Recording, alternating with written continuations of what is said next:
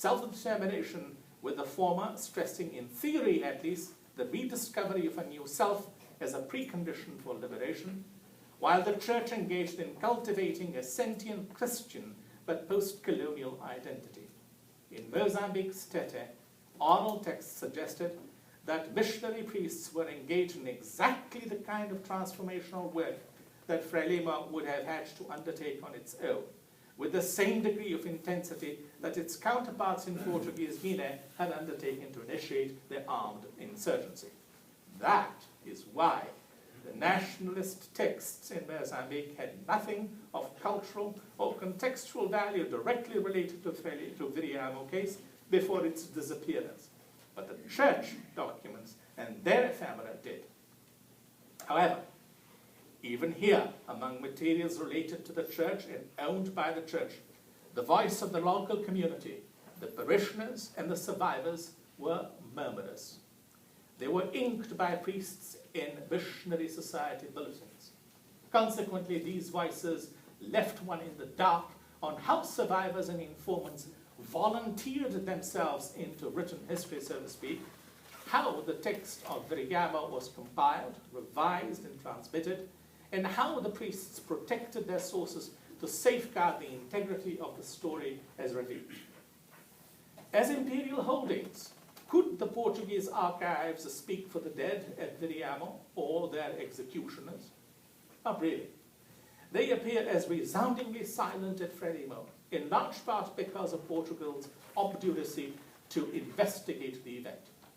Further, entrapment was representative of several hundred such military incursions against the people of Mozambique, except that in this case it proved fatal for Portugal's 474 years of imperial rule on that colony. By late 1978 or early 1979, I had finished digging into additional repositories in print. It soon became clear to my initial assessment proved correct, in that archival work alone would be insufficient to address the queries framed for the study. To address these, I would need to collect evidence from respondents after undergoing training in a number of fields: oral history, topometry for mapping elevations, rudimentary osteology for handling bone remnants, and mental health appropriate for handling respondents suffering from post-traumatic syndrome or PTSD. Only then could I address the massacre in the context of Tete's lethal cat-and-mouse game with the Portuguese, between the nationalists and the Portuguese. With this realization, I set to acquiring the skills necessary for the work ahead. I was helped considerably here by the works of the Oral History Society and its founder, Paul Thompson, the renowned social historian. OHS had a strong presence in Oxford. Exposure to their work helped me develop tools in oral history methods that I subsequently tested in a pilot project which, and I'm afraid Cleone is not here, she would have appreciated this, which resulted in a study of a subaltern history entitled Murmurs Under the Stairwell: What Butlers, Stewards, and Servants Do in an Oxford College.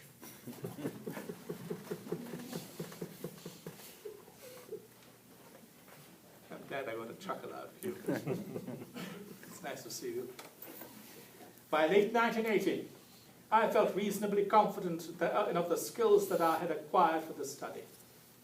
My first port of call was going to be Lisbon to consult the national holdings at CEDAC and the National Archives at Torre do Tombo, which later proved to have nothing of practical value on Wiriyamu. My final destination was to go home, Mozambique, to undertake field work in the Wiriyamu Triangle. Just then, the entire project came to a crashing halt. I was rendered stateless. By the time the master Alan Bullock, the historian and author of Hitler, A Study of Tyranny, and fellows of St. Catherine's College obtained travel papers for the Portuguese authorities, it proved too late. The 15-year war, this time civil and not colonial, was in full swing in Mozambique, blocking safe and secure passage to Tete for the fieldwork in war-ravaged Wiriyamu. I shelved Wiriyamu as a doctoral project and chose an alternative thesis, the nationalist politics, war, and statehood, Guinea-Bissau, 1953 and 1973, which was subsequently published as Warriors at Work. In the meantime, several works on Wiriyamu appeared in print. None, though, fully addressed the key questions centrally framing this text. That is why I resuscitated the project in 1994. I secured a Fulbright stipend for a year, 2 years after Renamo and Frelimo peacefully negotiated an end to the civil war and marched on two fronts: archival work and oral interviews. My archival work entailed typing documents in Mozambique, printed materials in the Burgos Fathers in Spain, repositories in Portugal, Britain, the United States, Canada, Holland, Germany, and Italy. I structured my oral interviews thematically. On-site fieldwork, including preparation, lasted for 8 months, starting in December of 1994. I interviewed respondents in Spain, Portugal, England, and the United States between 1995 and 1997. The last interview took place in New York as recently as March of 2013. My oral interviews sought to question fundamentally the grand narrative. This objective proved easy to fulfill in a sense, since all I had to do was to address the lacuna in current literature and question the unfolding text, focusing on contradictions and dissonances where these emerged, and where these could be addressed on site itself.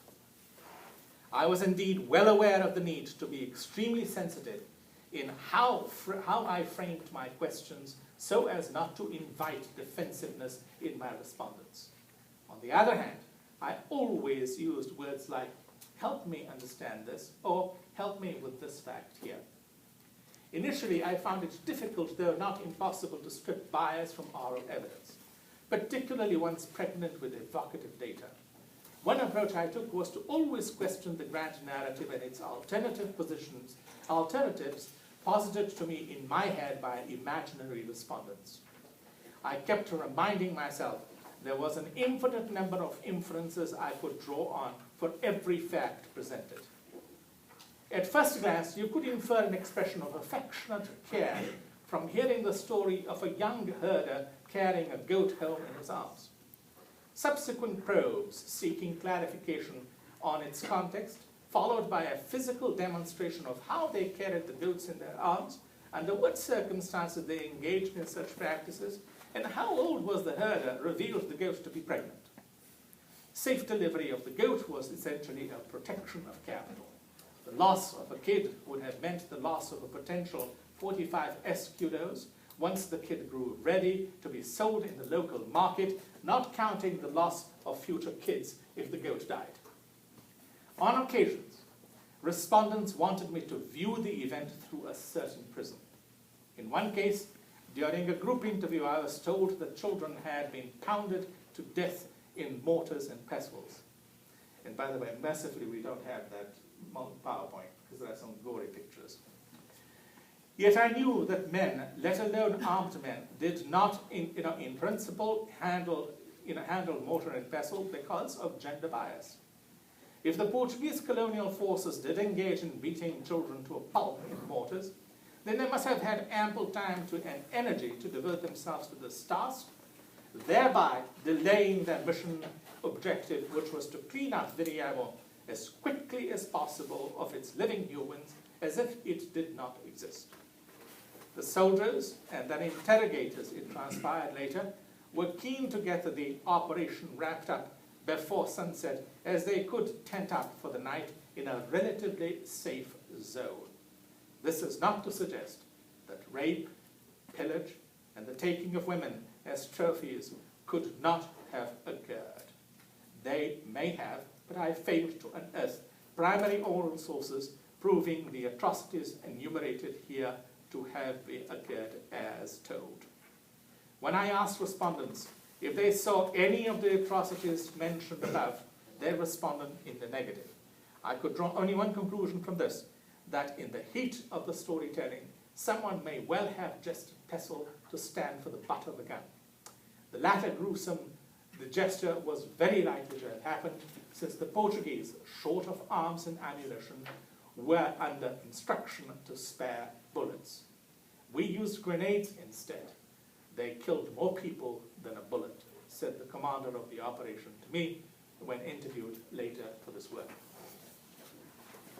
I chose respondents to help me with data recovery on the massacre after a short pre-selection process using cross-indexed references to gauge the strength, content, depth, consistency, and context of data as they had to offer. I took great precautions to focus first on eyewitnesses.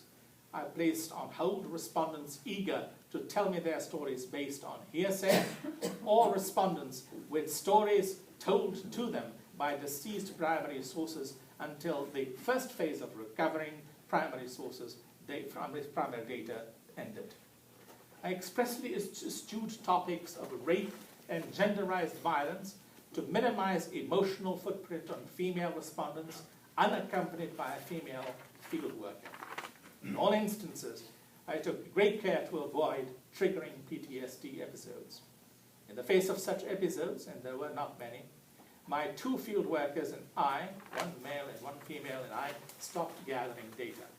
We used empathy and motionless silence to allow grief an uninterrupted space to mourn the events until the narrative flow dissipated towards a safe and secure harbor. To relieve stress, my respondents and I took frequent breaks and changed our seating arrangements. We tried to keep sessions on data collection distinctly separate from other forms of social interactions among respondents who had not seen each other for a while. The male field worker trained in PTSD triage stood by me always to monitor boundary maintenance during the interviews. He checked me daily for signs of premature vicarious trauma for continuous exposure to Wiriyamu to massacre testimonies.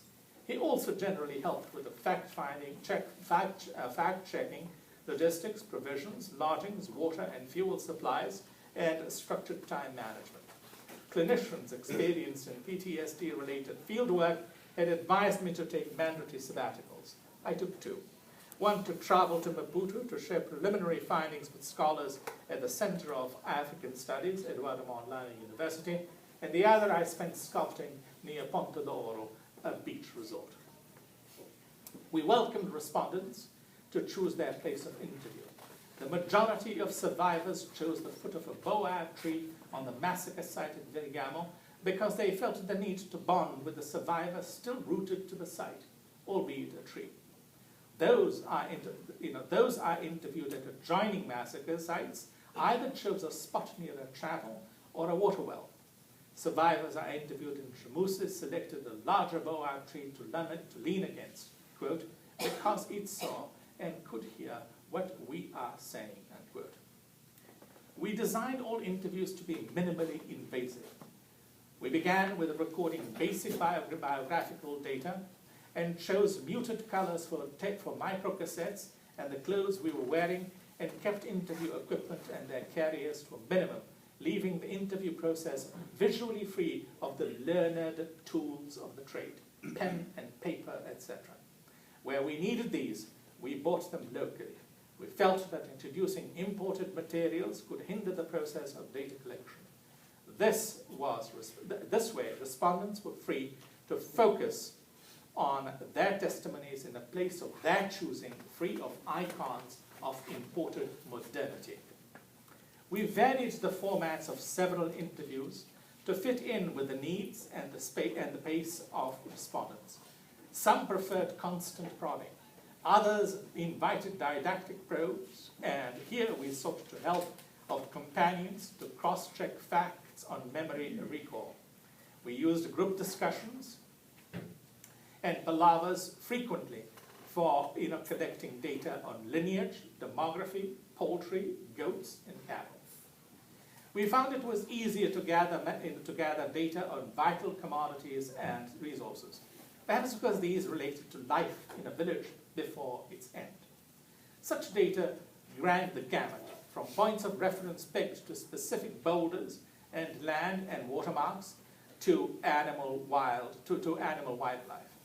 2 respondents withheld what they knew from us, but perhaps because they feared that by telling their side of the story, they would be unable to safely return to a normal life after revisiting the trauma of their ordeal. In 2 cases, the interviews took unprecedented turns. One constructed on site how he escaped from the inferno enveloping him and his family. I have a photograph of that reenaction, and unfortunately can't show it. The other relived with eerie precision the process used to collect the list of the dead on the very night of the massacre. Both felt they had accomplished something by choosing to relive the day. In doing so, they uprooted as a tsunami would the interview protocols carefully put in place to facilitate data gathering. One respondent who went blind for an undisclosed and unexplained reason following the massacre physically retracted his trajectory to escape the carnage that followed him close at heels as he sought to warn the others. One respondent's narration on a little reported massacre site at Joao was equally cinematographic. My interviews outside the Triangle followed a similar protocol, except in a handful of cases. One entailed a Burgos priest from the Basque region, the son of a bullfighter, who played a role in protecting a key eyewitness to help an English reporter bring proof of the massacre back to London. He was jubilado in Madrid, retired. I had to interview him while he performed his 3 chores: as a rooftop gardener, as a pigeon breeder, and as an assistant to a priest in the local medical recovery program. I was at his disposal during my stay at his sanatorium. The resultant interviews appeared unaffected by the din of cooing pigeons and traffic noise. He spoke as he walked to the streets of Madrid, usually during lunchtime as he headed to the parish church.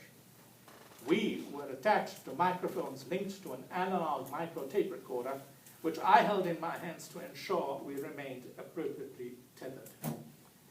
Several interviews had to be held in hotel lobbies, army barracks, luggage storerooms, a sanatorium, private dining rooms, hotel rooms, a bar, a coffee house, a yacht club, a seminary, a church, and over restaurant meals. I found interviewing in these places absolutely challenging. They were held without the aid of my PTSD triage field worker, an oral history technician, whose job was to help me adhere to my planned set of questions and ensure I maintained boundaries.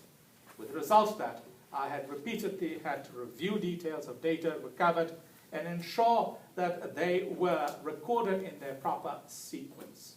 Oddly enough, 2 interviews carried out under these conditions yielded a set of multi-layered and richly textured texts. Of the 2, the most noteworthy was with the interview with Peter Pringle, the Sunday Times of London journalist, which lasted for 12 straight hours with copious consumption of grappa, during which he confirmed the veracity of the massacre backed by photographic evidence. He penned the preface to my forthcoming book. One interview with Father Hastings proved exceptionally effortless. He was erudite, well-structured, highly detailed in his approach to provide the appropriate content, and brought to the process notes and diaries to ensure accuracy and depth in the telling of the story. Perpetrators and their families were the most challenging to interview. At times I really found it difficult to maintain a balance between judgment and value-neutral transparency. The trick was to convey an understanding of what they had done, but stop short of engaging in associative sympathy with who they were. Killers who had engaged in the slaughter of unarmed civilians, men, women, and children. In one instance, an informant threatened to end the interview because I was seen lacking in empathy for the agony he felt of what he had done at Wiriyamu. In another, An interview having agreed to talk ended the session abruptly. My value-neutral attentiveness proved, according to him, disconcerting to tell me the whereabouts of the killer who fired the first shot at Shawara. The forthcoming book does indeed bear scars of that interview failure as a hole in the story, which it clearly annotates in its chapter on how the massacre occurred. My most difficult interview was expectedly with the commanding officer of the massacre, who, after much coaxing and cajoling by an intermediary, agreed to a meeting following certain precautions.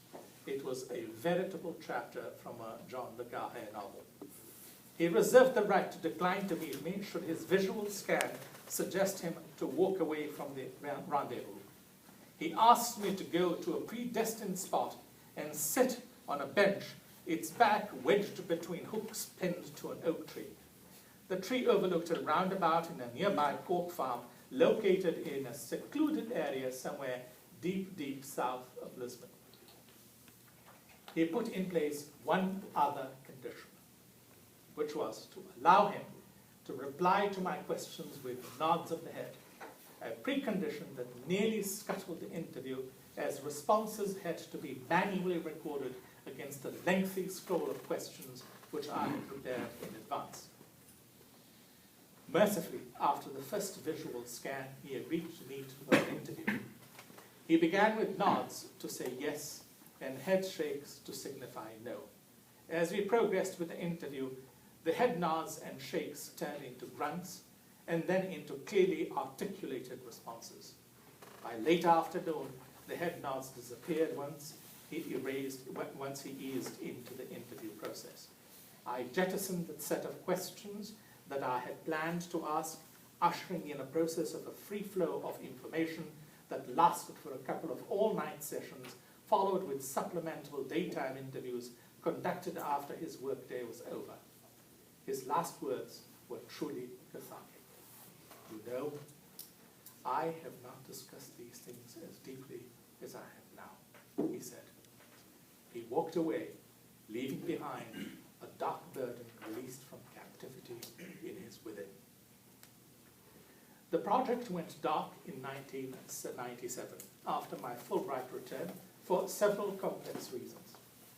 I had been very careful not to mix the personal with the historical during the interviews. I cannot say the same about my state after processing the information I had uncovered. In other words, the historical had come to devour my personal. I was indeed traumatized by the collection of evidence. I was, in effect, suffering from secondary trauma stress, what the clinical psychologists call. I lost my ability as a historian to practice my craft, which I partly recovered after a decade and a half. Clearly, I had failed to adhere to debriefing protocols prescribed for fieldworks dealing with collective mass violence. Self-denial did not help. Neither did my resounding failure to address the matter with the urgency that STS deserved by enlisting the help of professionals in the field. In the meantime, I made 2 attempts to bring the project into print. One text I penned examining how and why Portugal denied the massacre as it was being revealed. Another article, which appeared bereft of footnotes in compliance with the journal's publishing guidelines, exposed Portugal's culpability in the affair. I made the final push to consolidate the research in 2010, 2 years before an article questioning aspects of the Wiriyamu narrative appeared as a case study in civil wars, which a historian familiar with the case in Switzerland had brought to my attention on 31st of May 2012. I took this note as a wake-up call, if not a call to arms, to race the project to the finish. Partly to this end, I already had resigned as the Dean of Graduate and Undergraduate Studies at California State University of Bakersfield, retreated to faculty among fellow historians, where I felt most comforted, and set to work on two scholarly texts. One offered a critique on the article that appeared in the Civil Wars Journal, and the other outlined skeletally the Wiriyamu massacre. The final response to that last wake-up call will be here soon. A monograph on Wiriyamu's terminal entrapment that tackles its context, its erasure, its resurrection as a publicly outed narrative, and its afterlife on real, imagined, and contested terrains. I'm hoping to follow this text with a companion volume on oral testimonies on Wiriyamu in the very near future. In the meantime, I think it is 55 minutes precisely. Thank you, Mr.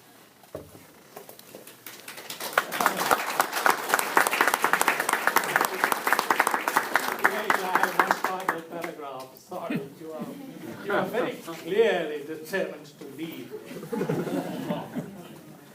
In the meantime, it would appear, by the way, this is the best part of the talk.